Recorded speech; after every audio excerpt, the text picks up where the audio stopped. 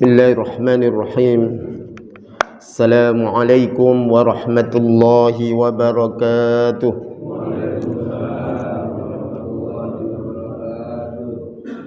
Alhamdulillah. Alhamdulillahilladzi hadana lil Islam wa ma kunna linahtadiya laula an hadana Allah. Ashhadu an la ilaha illallah wahdahu la syarika lah. وأشهد أن محمدا عبده ورسوله اللهم صل وسلم على حبيبنا ومولانا محمد صلى الله عليه وسلم وعلى آله وأصحابه ومن تبعهم بإحسان إلى يوم الدين سبحانك لا علم لنا إلا ما علمتنا إنك أنت العليم الحكيم رب اشرح لي صدري ويسر لي أمري واحلل عقدة من لساني يفقهوا قولي لا حول ولا قوة إلا بالله العلي العظيم أما بعد. Hadirin hadirat jamaah salat subuh yang dirahmati Allah Subhanahu wa taala, marilah kita terus tingkatkan rasa syukur kita kepada Allah Subhanahu wa taala dengan memperbanyak mengucapkan alhamdulillah dan juga menggunakan anggota tubuh kita untuk hal-hal yang mendatangkan ridha Allah Subhanahu wa taala, dan juga kita jaga hati kita agar senantiasa ikhlas dalam melaksanakan ibadah-ibadah kepada Allah. Maka orang tersebut disebut syakiruna haqqa, orang yang bersyukur yang secara sungguh-sungguh. Hatinya senantiasa ikhlas melaksanakan amalan karena Allah. Anggota tubuhnya dipergunakan tak lain dan tak bukan hanya untuk beribadah, untuk mengerjakan sesuatu yang bermanfaat dan mendatangkan ridha Allah Subhanahu wa taala, dan lisannya senantiasa mengucapkan tahmid atau alhamdulillah.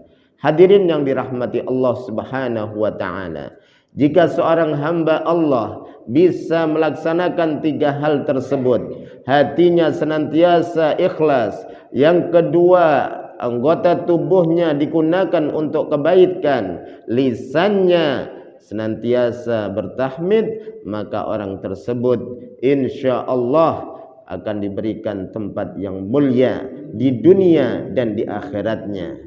Hadirin yang dirahmati Allah Subhanahu wa taala, selanjutnya salawat dan salam tercurahkan kepada junjungan kita Nabi besar Muhammad sallallahu alaihi wasallam, keluarganya, para sahabat-sahabatnya dan pengikut-pengikutnya, dan kita berharap yang hadir di sini kelak nanti dikumpulkan dalam surga Allah Subhanahu wa taala, bisa bertemu di sana merasakan janji Allah, yaitu tempat yang indah, mala ainun ra'at wala udhunun sami'at wala khatara bibalin nas, yang artinya tempat yang indah yang tidak pernah terlintas di hati manusia, yang tidak pernah terlihat oleh mata seseorang, dan juga tidak pernah didengar oleh telinga manusia. Karena keindahan dunia itu tidak bisa digambarkan kecuali kalau sudah masuk di dalamnya. Mungkin bisa kita ilustrasikan seperti Bogor, tapi Bogor tidak ada apa-apanya dibandingkan dengan surga. Wanita yang cantik sedunia dibandingkan bidadari, tidak ada yang secantik bidadari. Jadi gambaran di dunia ini hanya gambaran kecil dari keindahan dunia. Hadirin yang dirahmati Allah Subhanahu wa taala, mohon maaf saya enggak pakai peci, biasanya pasti pakai peci, pakai burda. Karena tadi sudah saya siapkan, nyampe di sini mana dicari kok enggak ada. Ketinggalan karena sudah mepet ya. Karena sudah mepet, dan nanti saya mohon izin jam 6 berangkat karena harus standby di sana, ada acara. Baik hadirin yang dirahmati Allah Subhanahu wa taala, kita melanjutkan kajian kita, kajian rutin sesuai babnya. Kalau Ramadan mungkin sudah dijelaskan di tausiah-tausiah ustadz, di Ramadan, di tarawih dan lain sebagainya, maka kita tetap melanjutkan kajian tentang bab yang sudah kita pelajari. Hukmu tarkis shalah, hukum meninggalkan salat. Sekali lagi, salat ini istilahnya yang menentukan kebahagiaan seseorang. Puasanya bagus, maksudnya rajin ya. Puasanya rajin, sedekahnya rajin, haji tiap tahun seandainya boleh ya. Itu paling cepat tiap tahun. Gak ada haji setiap bulan karena hanya bulan Dzulhijjah. Kalau haji berapa? Oh, setiap bulan haji. Berarti orang tersebut nggak ngerti haji itu apa ya. Haji itu setiap tahun kalau boleh. Rasulullah SAW aja hajinya cuma sekali, ada yang mengatakan 2 kali ya. Baik, kita umatnya ya paling tidak sekali. Kalau toh tidak bisa haji, Ustaz saya nggak bisa haji nih. Kenapa? Uang untuk makan aja pas-pasan, nggak apa-apa. Habis subuh setiap Ahad duduk di sini ya, jangan pulang sampai surup. Pahalanya seperti haji dan umroh. Benar ini. Kita pengen pahala atau sensasinya? Biar dipanggil Pak Haji. Saya belum haji, nggak enak kalau belum haji. Kenapa? Saya belum dipanggil Pak Haji. Ya ini salah niatnya. Harus ingin mencari ridha Allah dan mengamalkan rukun Islam yang kelima. Saya doakan semoga semua yang hadir bisa haji. Ustadz sekarang nunggunya aja 42 tahun, gimana saya bisa haji? Uang nggak ada lagi. Jangan disangka, jangan dikira. Takdir Allah itu kalau menentukan kun fayakun. Saya sudah cerita di sini atau ada orang yang 10 terakhir bulan Ramadan diketolin, Pak. Diketolin doanya, bukan diketolin apa yang lain. Doanya dikencengin. Apa mintanya? Agar bisa haji secepatnya. Terus ya Allah. Jadi kalau punya hajat, punya cita-cita, kencengin doanya juga dibarengi ikhtiar. Dan ikhtiar itu tidak menentukan tapi pendukung. Dikencengin Pak doa. Padahal dulu ketika itu nunggu haji itu 30 tahun. Sekarang 40 lebih. Berarti kalau umur 40 ya udah 80 nanti. Ya, gimana? Sudah haki-haki kalau toh itu diberikan umur panjang. Ya sudah 80 tahun sendiri Pak ya. Orang makan aja nyendoknya masih geter gini, harus nyampe di sini sudah habis kuahnya. Itulah kalau sudah tua ya. Baik hadirin yang dirahmati Allah, singkat cerita dia itu ditelepon. Nah, Ustadz ini sekarang ada di Papua. Teman saya dia dari Madiun. Teman sekamar dulu adik kelas saya. Kenal banget sama saya. Jadi ceritanya dia doa terus. Habis Ramadan Pak, Syawal ada yang nelpon. Nelponnya apa? Bukan nelpon gelap, nelpon beneran ini ya. Assalamualaikum, waalaikumsalam. Ini temennya. Akhi, antum udah haji? Belum. Wah, udah kata-kata gitu langsung seneng itu. Belum. Minta tolong dong badalin saya haji tahun ini. Masya Allah. Kaget. Maksudnya apa? Saya bayar berapa? Nanti paspornya gimana? Pertanyaan yang luar biasa. Ya pastilah kaget. Bapak tahu ONH Plus itu sekarang kurang lebih 250. 300. Sekarang 300. Masya Allah. 300 itu enggak langsung berangkat, tapi nunggu 1 tahun, 2 tahun. 300 juta. Ini enggak nunggu 1 tahun, 2 tahun. Nunggunya apa? Hanya berapa? Dari Ramadan ke Syawal, Dzulqa'dah. Dzulqa'dah akhir. Masya Allah Pak, ditelepon, akhi antum udah haji belum? Bisa badalin saya sakit. Loh, terus gimana visanya, pasporan dan tenang, itu ada yang ngurus. Ternyata Pak, bukan fasilitas yang biasa, fasilitasnya itu ngalah-ngalahin ONH+. Kok bisa? Karena undangan dari Raja Saudi. Masya Allah. Undangan dari Raja Saudi itu seperti apa? Seperti orang hebat. Undangan itu di sana fasilitasnya adalah Hotel Zamzam yang dekat dengan Ka'bah. Lihat Ka'bah ini kelihatan Pak. Dan itu paling dekat, hotel yang paling dekat itu Zamzam Tower. Itu harganya mahal. Orang nasi kebuli di sana aja saya dibawain Ustadz. Nasi kebuli di sana, saya tanya iseng-iseng, berapa Ustadz ini? Enak banget nih. 500 kalau dikuruskan. 500.000 itu satu bungkus Pak. Jadi fasilitasnya biasanya yang di situ itu orang yang berduit, pengusaha, paling rendah selebritis. Mahal. Masya Allah, sudah dipercepat hajinya, fasilitasnya serba mewah. Kenapa kok bisa itu? Ya karena doa-doa. Jadi kalau Allah menentukan kun fayakun Ustadz, itu karena ada relasi jadi bisa berangkat. Bapak ingat cerita tukang becak nabung, enggak taunya ada dermawan di hajikan. Banyak cara Allah menentukan, maka semua manusia tidak bisa merubah.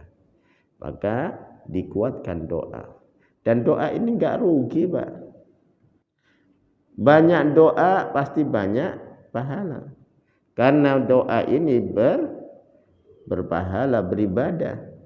Doa itu ibadah. Kalau banyak doa berarti banyak ibadah. Kalau banyak ibadah insya Allah banyak catatan pahala di sisi Allah. Jadi kalau toh nggak dijawab oleh Allah, pasti nanti dijawab di akhirat. Kalau Allah nggak mengabulkan di dunianya, jangan sampai kita berprasangka Allah nggak suka pada kita. Justru Allah melihat sampai mana kecintaannya kepadaku dalam berdoa. Sampai mana kebutuhan orang tersebut kepadaku. Hadirin yang dirahmati Allah Subhanahu wa ta'ala. Jadi saya ulangi lagi, bahwa puasa, sedekah, haji dan lain sebagainya itu bagus atau sering, tapi dia enggak sholat, hangus semuanya.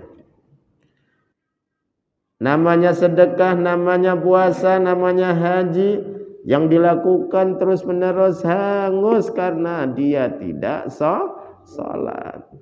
Maka penting sholat ini. Dan sholat ini hendaklah dilakukan dengan sebaik-baiknya. Saya senang melihat subuh tadi, Masya Allah. Itu seperti sholat maghrib. Walaupun saya nggak tahu sholat maghrib di sini gimana. Atau lebih penuh lagi ya, sampai luar dulu. Sholat subuh Masya Allah. Ini menunjukkan bahwa masyarakat sini faham tentang pentingnya sholat berjamaah di masjid. Kalau sholat sendirian satu pahala, itu pun kalau diterima. Kalau sholat jamaah 27 derajat, 27 kelipatan. Insya Allah pasti diterima. Kalau enggak khusyuk pas sholat, ingat yang lainnya, imam sebagai tanggungannya. Kalau imamnya juga enggak khusyuk, kalau imam enggak khusyuk nanti salah bacaannya Pak. A'udzubillahi minasyaitonirrajim. Jangan dikencengin kalau ta'awud ya. Bismillahirrahmanirrahim. Ingat yang lainnya, nanti kesasar nanti tahu Al-Fatihahnya ya. Kalau tidak khusyuk. Baik hadirin yang dirahmati Allah Subhanahu wa ta'ala. Jadi itu enaknya orang yang berjamaah. Sekarang hukum meninggalkan sholat. Orang yang meninggalkan sholat itu ada dua penyebab. Pertama, dia mengingkari hukum sholat tersebut. Kalau dia mengingkari hukum sholat tersebut, bahwa sholat itu tidak wajib, maka orang tersebut kufur, kafir, keluar dari agama Islam. Jadi orang yang mengingkari wajibnya sholat itu hukumnya kufur, berbahaya. Kenapa kamu gak sholat? Orang sholat gak wajib. Nah, ini bahaya ucapan gini. Nah, lalu bagaimana kalau orang yang guyonan? Sholat itu nomor 2. Yang pertama adalah syahadat. Nah, orang ini gak kafir. Perlu ditanya, maksudnya apa ini? Nomor 2. Kan pertama syahadat. Oh ya benar. Berarti guyonan. Ya, guyonan. لا يؤاخذكم الله باللغو في أيمانكم ولكن يؤاخذكم بما كسبت قلوبكم. Allah tidak menyiksa. La yu'akhidhukumullahu billaghwi fi aymanikum. Allah tidak menyiksa, yaitu sumpah-sumpah mainan kamu. Tapi Allah menyiksa orang-orang yang bersumpah dalam hatinya. Makanya diklarifikasi, maksudnya apa? Kamu ngucapin gitu. Ya iyalah, sholat itu nomor 2, nomor 1 syahadat. Maka orang tersebut tidak dihukumi kafir. Karena benar, sholat itu nomor 2 dalam urutan rukun Islam. Tapi kalau dia itu enggak sholat, ditanya katanya sholat tidak wajib, maka orang tersebut keluar dari agama Islam. Kalau bahasa sekarang dia enggak muslim, jangan dikatakan kafir ya. Enggak apa-apa, Pak. Ya Al-Quran sendiri ngatain kafir. Ya. Tapi jangan langsung ke orangnya kamu kafir. Jangan. Udah intinya ya. Baik, seperti itu. Kalau orang tersebut meninggalkan sholat karena malas, karena sibuk, tidak dihukumi kafir, tapi dia fasik. Apa bedanya fasik dengan kafir?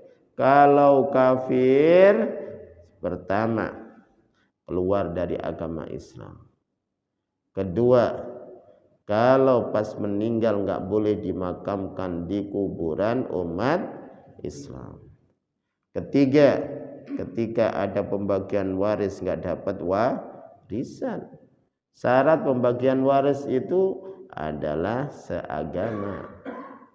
Baik, selanjutnya kalau fasik, dia dosa besar, ngalah-ngalahin pezina, ngalah-ngalahin khamar, peminum khamar. Orang yang meninggalkan salat karena malas, maka dia fasik, tapi dia masih orang muslim. Makamnya di dalam makam muslim. Kalau pembagian waris dia dapat, tapi dosa besar. Kalau di hal dalam syariat Islam, kalau enggak bertobat dibunuh. Nah, dalam syariat Islam, Ustaz, sadis banget enggak? Ya. Hadirin yang dirahmati Allah, fa illam yustadab yuqtal. Diminta tobat enggak? Kalau tobat dia bagus. Baik, hadirin yang dirahmati Allah Subhanahu wa taala. Mana dalilnya yang menjelaskan tentang orang yang meninggalkan salat dia kufur? Wa an Jabir qala qala Rasulullah sallallahu alaihi wasallam. Hadis ini dari Jabir, beliau berkata Rasulullah sallallahu alaihi wasallam bersabda, "Bainar rajuli wa bainal kufri tarkus shalah." Yang membedakan antara orang tersebut muslim atau kafir itu ketika meninggalkan salat.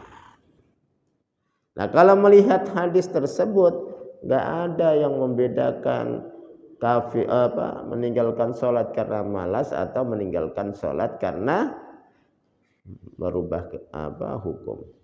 Wa an Buraidah qala Rasulullah sallallahu alaihi wasallam al-ahdu alladhi bainana wa bainahumus salah faman tarakaha faqad kafar.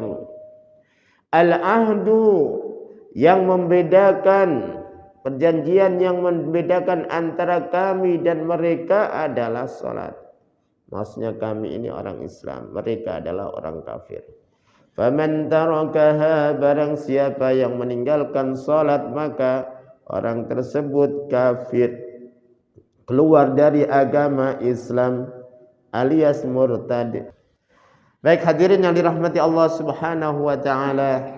Wa an Abdullah bin Amr bin al-As 'anil Nabi sallallahu alaihi wasallam, dari Abdullah bin Amr bin As, semoga Allah meridainya, dari Nabi sallallahu alaihi wasallam, annahu dzakara as-salah yauman, Rasulullah suatu ketika mengingat pentingnya salat dan mengatakan, man hafadha 'alaiha kanat lahu nuran wa burhanan wa najatan yaumal qiyamah.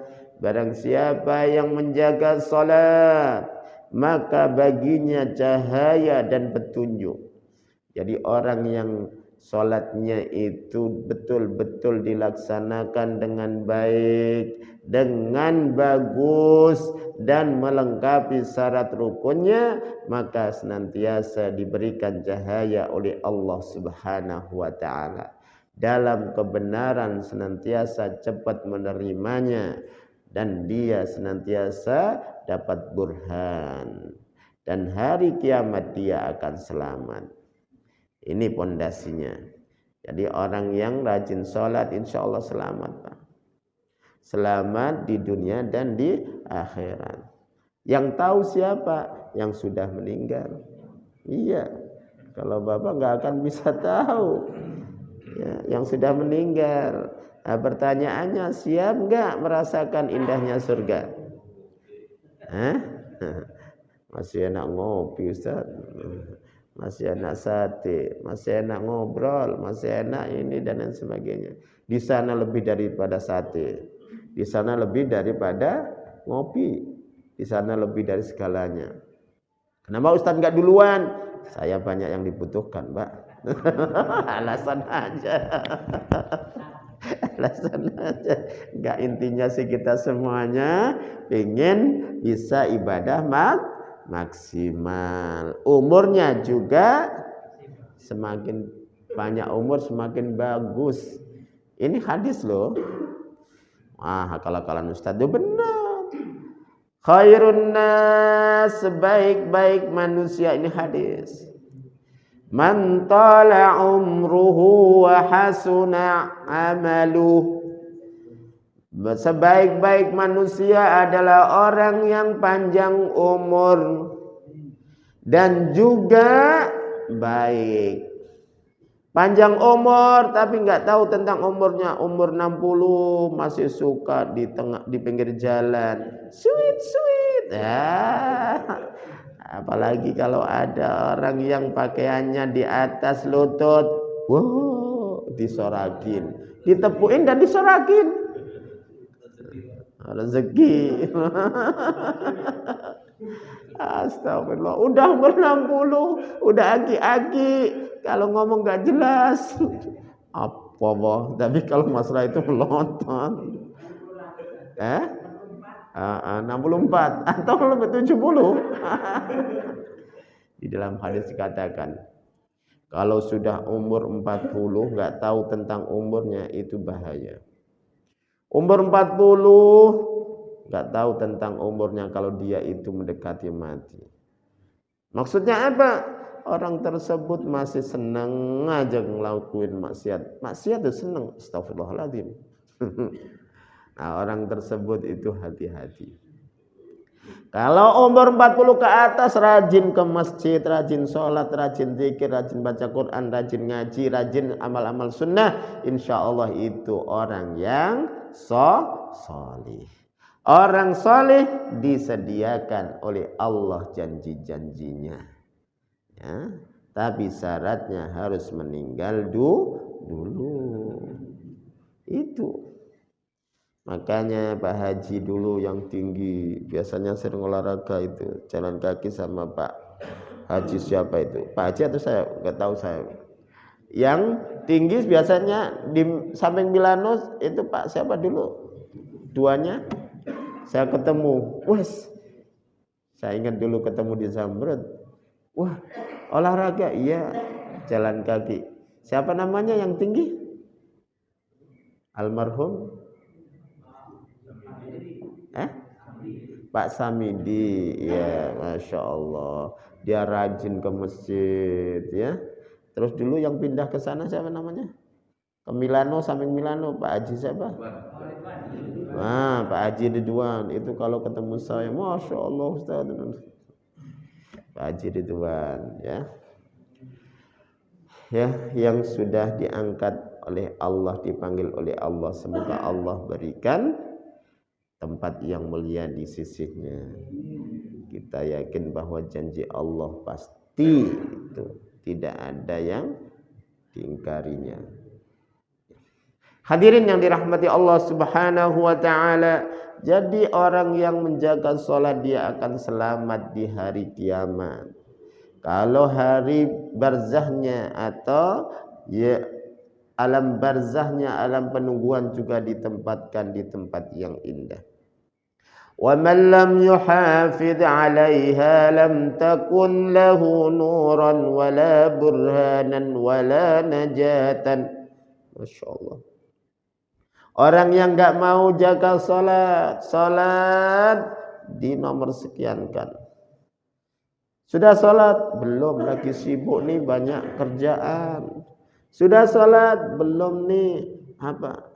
Lagi bagus sinetronnya, astagfirullahaladzim, sinetron bagus diberatin daripada salat.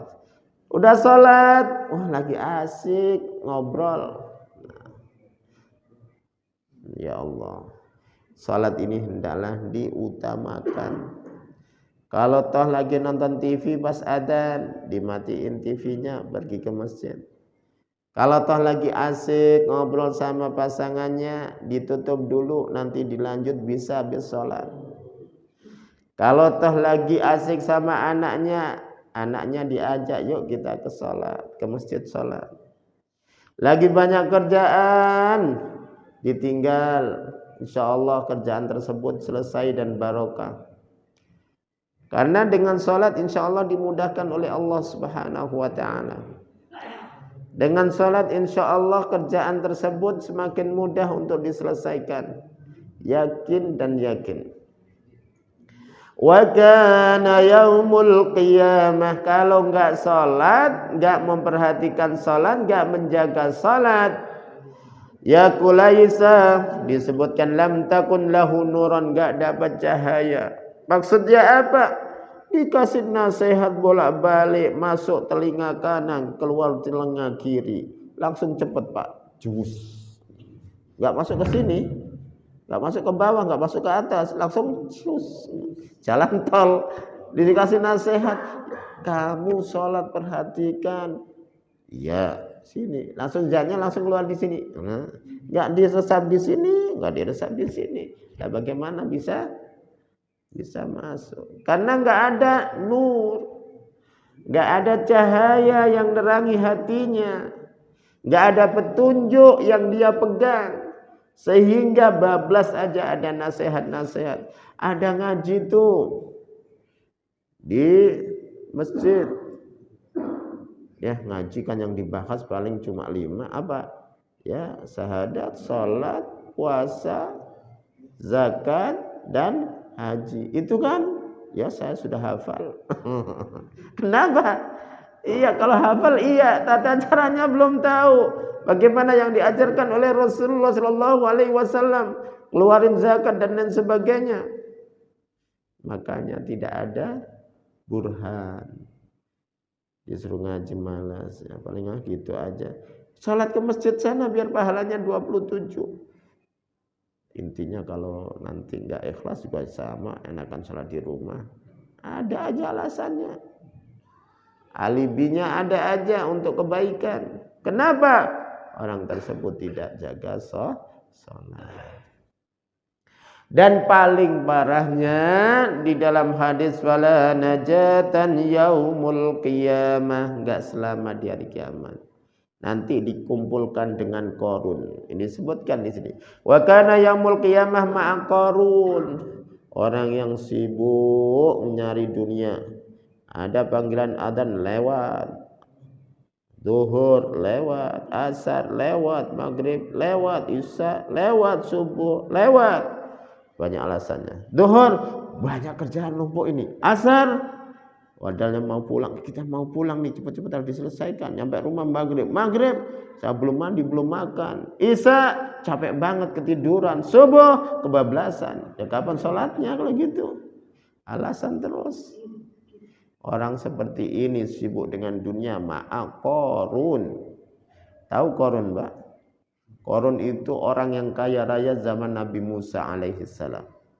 Karena kayanya sampai-sampai gemboknya dibawa orang 7 yang kuat-kuat nggak kuat.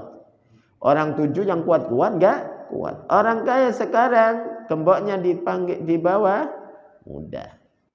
Itu Qarun. Makanya ada istilah ini harta karun. Ya, bukan harta Qarun. Artinya diambil dari Qarun, harta Qarun. Maksudnya ya peninggalan siapa? Qarun, wallahu alam. Baik, hadirin yang dirahmati Allah.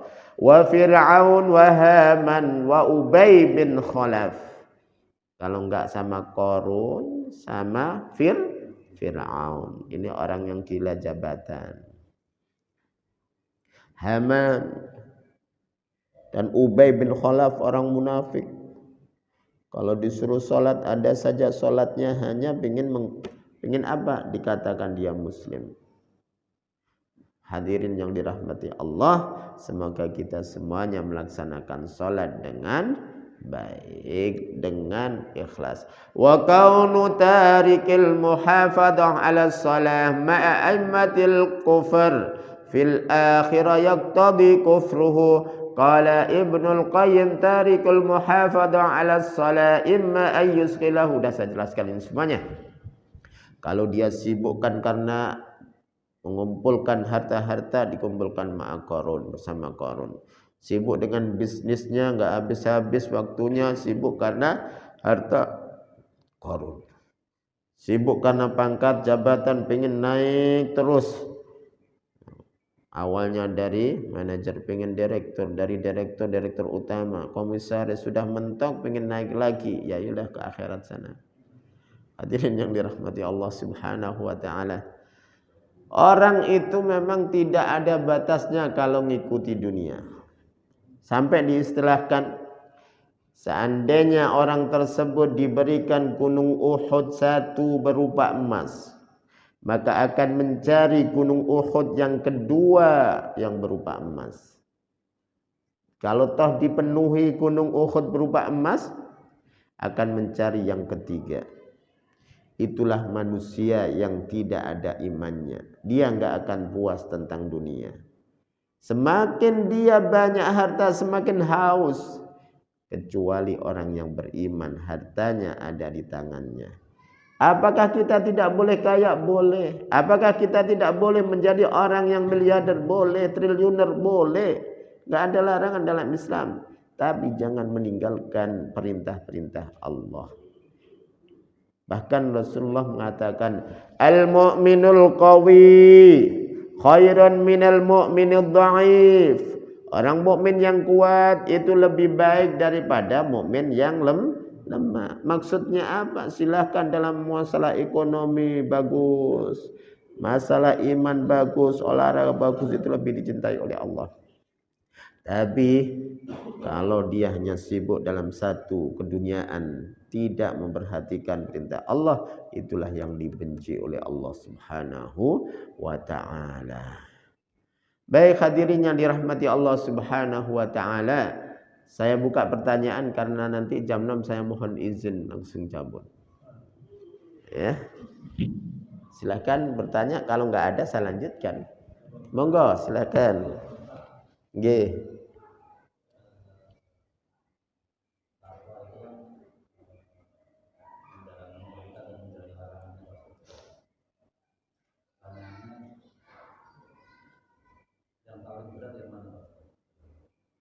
Takwa yang paling berat. Heeh.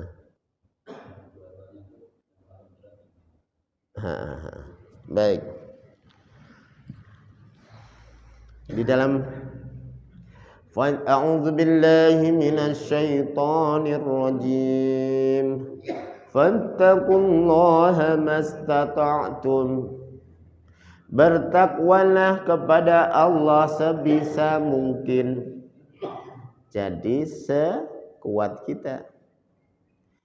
Disuruh bertakwa, disuruh berbuat baik sebisa kita. Kalau kita nggak kuat, maka nggak diwajibkan untuk melaksanakan. Contoh, ekonomi belum stabil, maka dia nggak wajib mengeluarkan zakat kalau belum satu nisab. Duit belum nyampe untuk berangkat haji, maka dia nggak wajib untuk haji. Ini yang dimaksud dengan fattaqullaha mastata'tum. Tapi jangan sampai menyepelekan. Dia bisa pergi ke masjid sehat dan lain sebagainya, suruh ke masjid sholat jamaah. Fattaqullaha mastata'tum.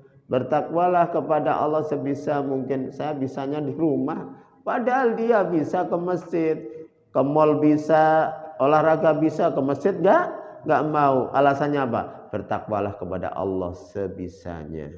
Saya nggak bisa sekarang ke masjid. Ini orang jadi alasan, ya. Jadi untuk kebaikan disuruh melaksanakan sebisa kita. Sebisa kita maksudnya semaksimal kita. Kalau sudah mentok, jadi nggak wajib. Terus untuk meninggalkan larangan-larangan Allah itu harus, nggak ada kata tolerir. Kenapa kamu nggak ninggalin zina? Oh, saya belum bisa. Oh, nggak bisa. Kenapa kamu nggak ninggalin khamr, minum-minuman? Oh, saya masih belum bisa. Oh, nggak bisa. Harus.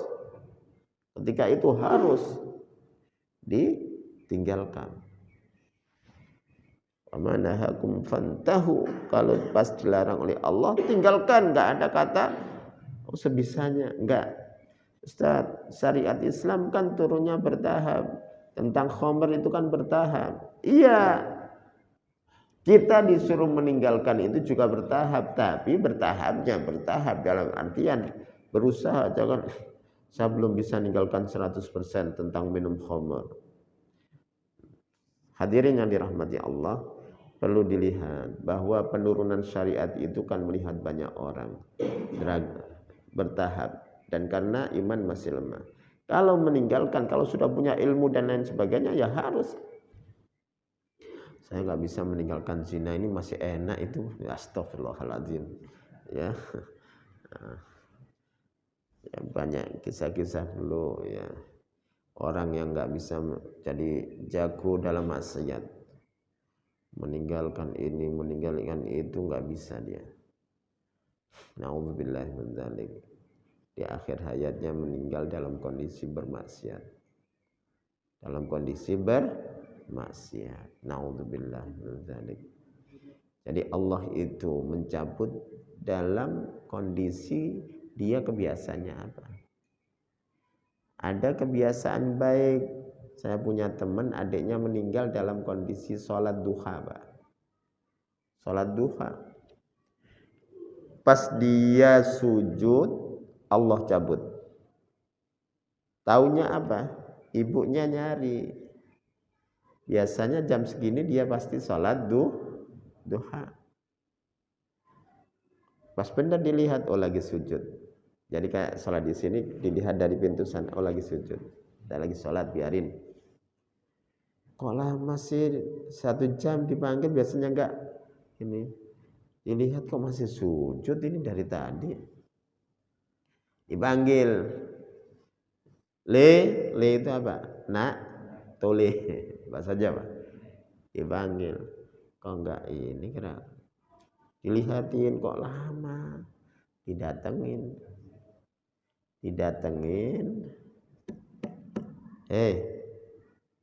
Langsung tambah kaget orang tua. Diginiin, didorong gini, udah.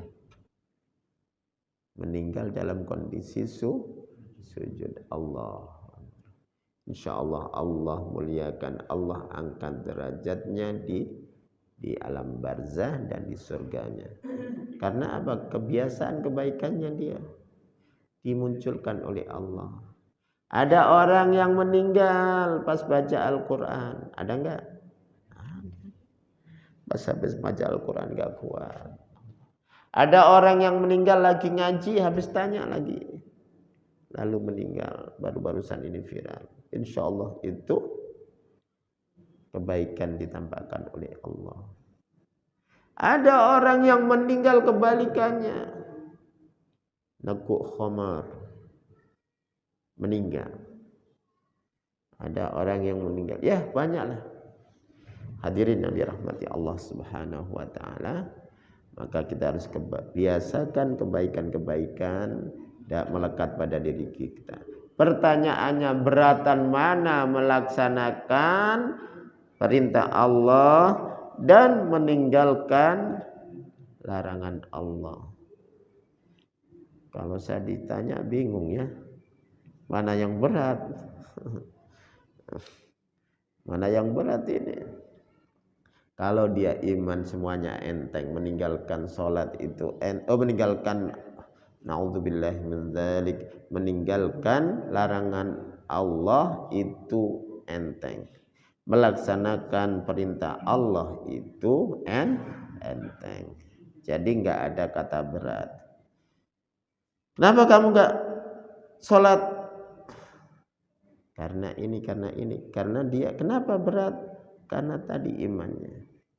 Jika iman sudah tinggi, meninggalkan maksiat itu harus melaksanakan sekuat tenaga kita. Jadi insya Allah semua ringan ketika kita imannya kuat. Meninggalkan larangan Allah itu mudah karena nggak ada hasrat ke situ, nggak ada keinginan ke situ. Melaksanakan perintah Allah mudah karena mengharap ridhonya Allah Subhanahu wa ta'ala. Baik, ada pertanyaan lagi? Monggo. Kalau orang kafir atau orang murtad itu tidak berhak atas warisan. Tapi ini saya mau cerita. Ya. Bagaimana kalau mereka itu orang tuanya Islam dan dia juga Islam, gitu. Tapi karena dia demi kedudukan meraih jabatan, karena bos dekat dengan bosnya juga Kristen, akhirnya dia murtad jadi tidak agama gitu. Nah, sedangkan dia adalah anak satu-satunya gitu. Nah, bagaimana dengan warisan itu gitu loh. Karena dia anak tunggal. Ya, baik. Bagaimana dengan warisan tersebut? Dia anak tunggal murtad lagi. Dia punya saudara bapak ini kan. Punya saudara, lari ke saudaranya. Tapi dalam kenyataannya mereka itu warisan ke dia gitu. Warisannya ke dia karena ketidakmengertian. Ya sudah, kalau tidak mengerti gimana lagi? Jadi warisan itu tidak bisa diberikan. Makanya ketika bagi warisan itu konsultasi dengan yang paham. Karena ketidakfahamannya sehingga memberikan kepada anak yang non-muslim, yaitu salah dalam pembagian. Bagaimana? Apakah dosa? Dosa. Tapi karena ketidaktahuannya, ya Allah Maha Pengampun. Ada orang yang sedekah ke pezina. Bagaimana sedekahnya? Insya Allah diterima oleh Allah, tapi dia salah sasaran. Sedekah dia memberikan sedekah karena miskin, enggak taunya dia digunakan untuk narkoba.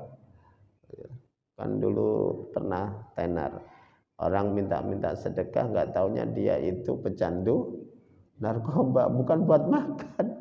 Nah, kan salah dalam ngasih kan, tapi ketidaktahuan itu insya Allah sedekahnya diterima. Ya Pak ya. Baik Bapak Ibu yang dirahmati Allah, sudah mau jam 6. Ya, ada pertanyaan satu kali. Ya, monggo. Ya.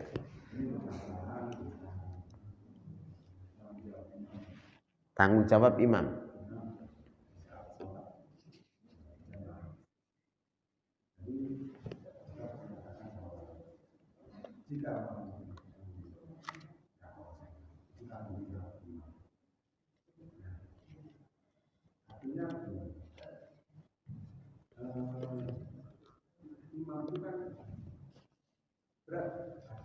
Ya.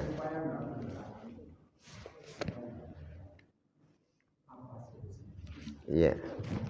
Baik. Ya. Jadi imam itu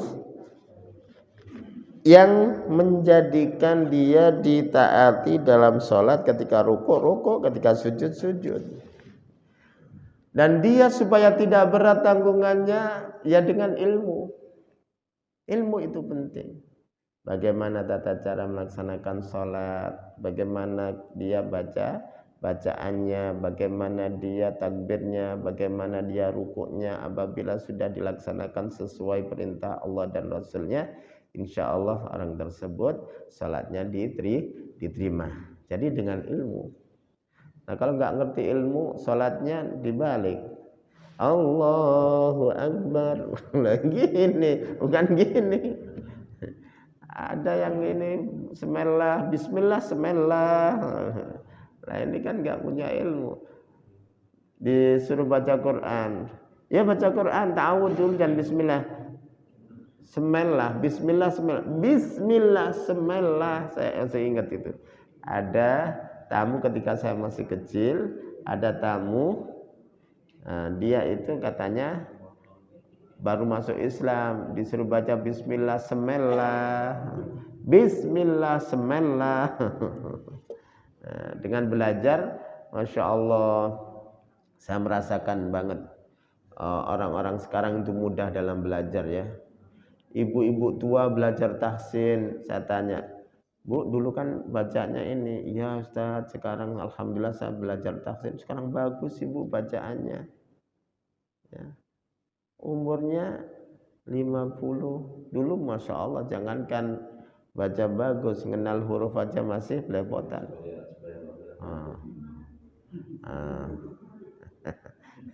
Nah, belajar dan belajar itu tidak mengenal waktu. Silakan belajar di sini, silakan belajar di mana, ya. Maka hendaklah digunakan waktu untuk belajar dimanapun, sama siapapun, sama orang yang lebih ngerti jangan belajar sama yang sama-sama ininya, ya. Belajar Al-Quran, ya diadakan hari habis maghrib ngumpul di sini, siapa yang paling bisa baca Qurannya dimintain, yuk kita belajar bareng-bareng. Nah, itu bagus. Nanti pas imamnya nggak ada yang gantiin. Jangan saya nggak bisa. Padahal dia yang dianggap paling bisa. Kan kadang ada imam yang uzur, gantinya harus ada. Jangan sampai nggak mau. Aduh imam itu berat, nggak mau ya harus ganti. Bagaimana caranya? Belajar tadi ya, belajar baca Al-Quran, belajar untuk bisa khusyuk dengan ilmu. Ya, saya kira cukup, sudah jam 6. Saya mohon maaf, saya tutup kajian ini dengan istighfar. Astaghfirullahaladzim, astaghfirullahaladzim, astaghfirullahaladzim. Innallaha ghafurur rahim. A'udzu billahi minasyaitonir rajim. Bismillahirrahmanirrahim. Alhamdulillahirabbil alamin. Hamdan yuwafi ni'amahu wa yukafi'u mazidah. يا ربنا لك الحمد كما ينبغي لجلال وجهك وعظيم سلطانك. اللهم صل على محمد وعلى آله وصحبه أجمعين. اللهم اغفر لنا ذنوبنا ولوالدينا وارحمهم كما ربونا صغارا. اللهم اغفر للمسلمين والمسلمات والمؤمنين والمؤمنات الأحياء منهم والأموات. اللهم أعنا على ذكرك وشكرك وحسن عبادتك. اللهم تقبل منا صلاتنا وصيامنا وركوعنا وسجودنا وتضرعنا وتلاوتنا وتمم تقصيرنا يا الله يا رب العالمين. اللهم هون علينا في سكرات الموت والنجاة من النار والعفو عند الحساب. اللهم إنا نسألك حسن الخاتمة. اللهم إنا نسألك حسن الخاتمة. اللهم إنا نسألك حسن الخاتمة. ربنا هب لنا من أزواجنا وذرياتنا قرة أعين واجعلنا للمتقين إماما. ربنا آتنا في الدنيا حسنة وفي الآخرة حسنة وقنا عذاب النار. وصلى الله على سيدنا محمد وعلى آله وصحبه وسلم. سبحان ربك رب العزة عما يصفون وسلام على المرسلين والحمد لله رب العالمين.